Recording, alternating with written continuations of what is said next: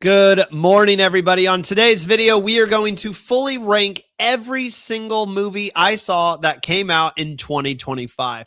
Now, I know we are in April right now, so I am doing this way late, but I just started uploading to this channel consistently. So this is a video a long time coming that I want to make sure I get out for all of you. And also, I have new content coming out for you guys every single day, so don't forget to smash that like button, subscribe to the channel, all of that good stuff. Last year, I saw 54 total movies come out, so we've got a long way to go. I'm going to go right into it. Let's do this. The worst movie I saw last year was The Monkey. I actually watched it with the girl who I was interested in, and it completely ruined the vibe. I'm not going to lie to you. At number 56, I got the Minecraft movie. Absolutely not funny. And then number 55 and number 54, I've got Happy Gilmore 2 and Jay Kelly, two of Adam Sandler's movies to release last year.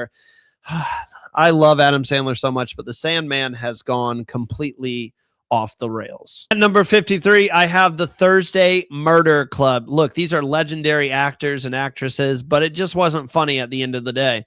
52, I've got The Witcher, Sirens of the Deep. 51, I've got Until Dawn. 50, I got Strangers Chapter 2. That entire trilogy, based on my favorite horror film of all time, The Strangers, has just been horrific. I haven't even seen The Strangers 3 yet. Inside the top 50 now, I got Final Destination Bloodlines at number 49. Pixar's Elio is at number 48. 47th place is Summer of 69, which you can check out on Hulu. There's a few chuckles here and there, but nothing special. And then The Wolfman at number 46. At number 45, I have Troll 2. That is a Netflix movie. It's an international film. The first one was good. The second one, definitely a step down. Anaconda is at number 44. A House of Dynamite at number 43. And then Weapons. Yes, Weapons at number 42. Y'all are going to hate me.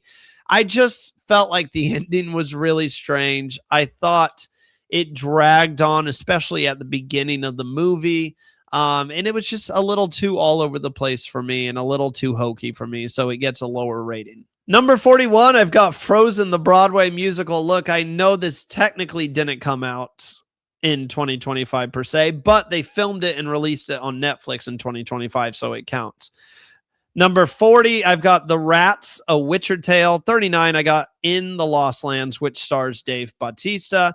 And then 38, I love some Liam Neeson. I've got Ice Road Vengeance. 37th place, Disney's Zootopia 2. Look, there were some good things about this film, but I do think it was a step down from the original, which most sequels are. Regretting You comes in at 36, Mickey 17 at 35, and then 28 years later comes in at 34th. At 33rd, I've got Guillermo del Toro's Frankenstein. Yeah, hate me all you guys want. This The Bride right now in 2026 is my movie of the year. It was so good. This version of Frankenstein bored me to death, but I still respected the costuming, the cinematography, and I respected the acting, the performances, so it does get up to 33rd place. 32nd, I've got Jurassic World Rebirth. 31st, I've got Die My Love. That movie was something, let me tell you that. And then 30th, I've got, coming from Tyler Perry, Straw, which is a super emotional film based on a mother's grief and a mother's struggle. 29th, I've got Wicked for Good. Major step down from the first movie. Look, everyone tells you the second act is not as good as the first, and they are completely right. 28th, I got Roofman. Funny, surprisingly funny movie. 27th, I've got the newest Conjuring movie, and 26th, I've got Companion from the same people who made Barbarian. It should not shock you that it's relatively high on this list. I love these quirky, wacky horror movies, and I know what you're going to say. Then why don't you like Weapons? It didn't live up to the hype for me, personally. All right, top 25. Hate me if you want, but 25th, Snow White. I thought it was a good rendition of the tale. 24th, Captain America, Brave New World. 23rd, I've got Him. Y'all are hating on Him way too much. It was dark. It was graphic. It was, unique. I like the story of Him. And 22nd, I've got The Woman in Cabin 10. 21st, just missing the top 20. I'm going to count it. It is a 2.5-hour special. Stranger Things 5, the finale. It's got its issues, guys. But at the end of the day, I was hyped seeing them finally come face to face with the Mind Flayer.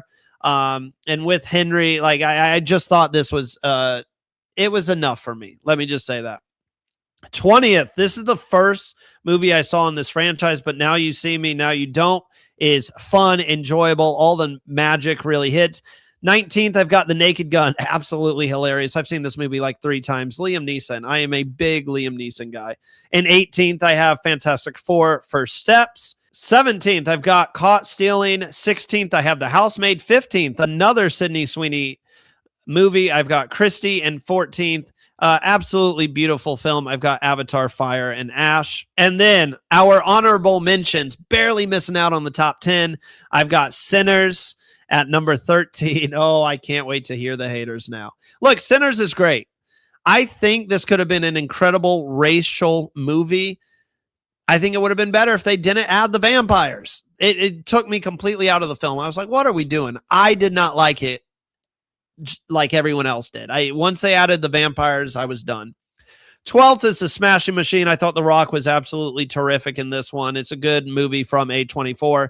And then 11th is the movie that won Film of the Year at the Oscars, One Battle After Another. It's great. It's better on a rewatch. The first time I watched it, I was pretty bored. Outside of the cinematography, the acting, the story, it was so long. I rewatched it. It is a special movie. It is so good. It's so well put together. But at the end of the day, whether you hate me or not, whatever you put in the comments, this is my list. And there's movies I enjoyed more than One Battle After Another. 10th place, I've got Play Dirty. This is a great heist movie on Amazon Prime starring Mark Wahlberg, Lakeith. Oh my gosh, what's his last name? Why can I not think of it right now? Keegan-Michael Key's in it as well. It's just a fun heist movie that has a lot of twists that you don't see coming. I think this is a movie that not a lot of people have watched, but I recommend you go check it out because it's fun, it's enjoyable, and I'm not usually a big heist guy, but this one was good. 9th, I've got Nonas. You can watch this on Netflix. Vince Vaughn's movie about giving these older women a new lead on life, giving them the opportunity to actually get back in the community. I have a whole new respect for the older generation. The older I get, I can't imagine what you go through, losing your friends, losing, when we're growing up, we're hanging out with friends all the time. We're doing all this. Well, people's lives split apart. And I can't imagine what it's like to get older and kind of have that feeling of being lonely and everyone's looking at you. It's just, oh, it's an old person.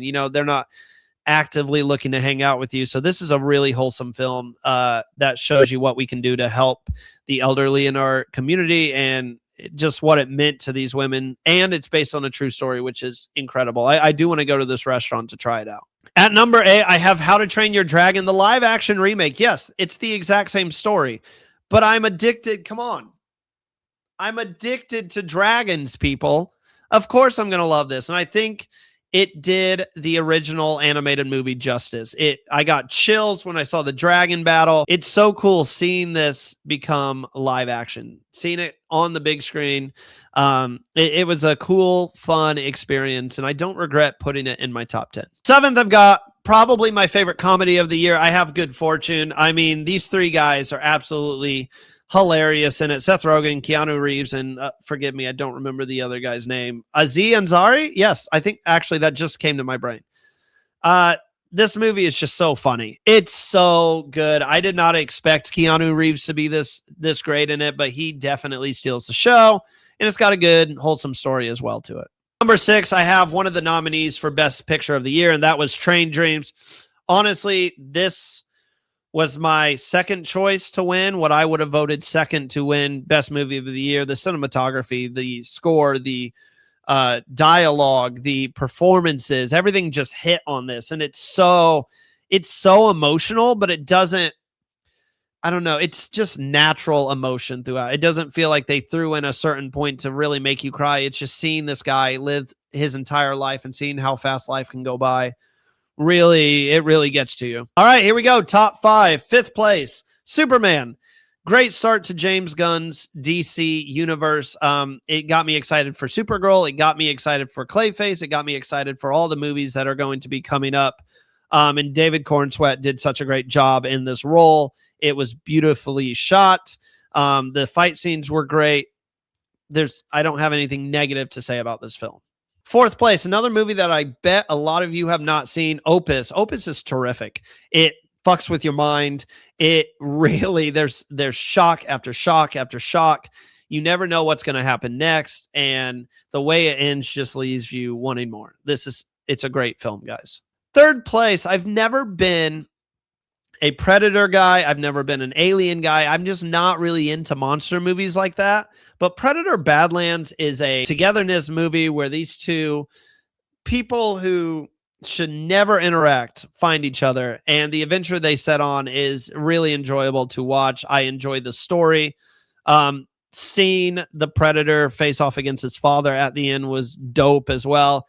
And I hope they continue this story because I think we need to see more of these two together. Second place, I have no idea how The Long Walk did not get any recognition at the Academy Awards this year.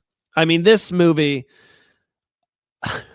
it was so good. How did nothing get nominated for this? The story was great. Yes, you could say the ending was a little bit underwhelming, but besides that, everything about this movie was incredible. I've been waiting to see it again. And I either need to buy it on Blu-ray or I need to rent it or something because I would love to watch this again. It is so emotional. It's heartbreaking. It's a story of brothership. And it's so good. And it would have been my movie of the year if Marty Supreme did not exist. Look, Timothée Chalamet should have won the Oscar for Best Actor this year. As great as Michael B. Jordan was, Timothée Chalamet should have won it, and Marty Supreme should have won Best Picture. Everything about this movie was perfect, down to the T. I had no complaints.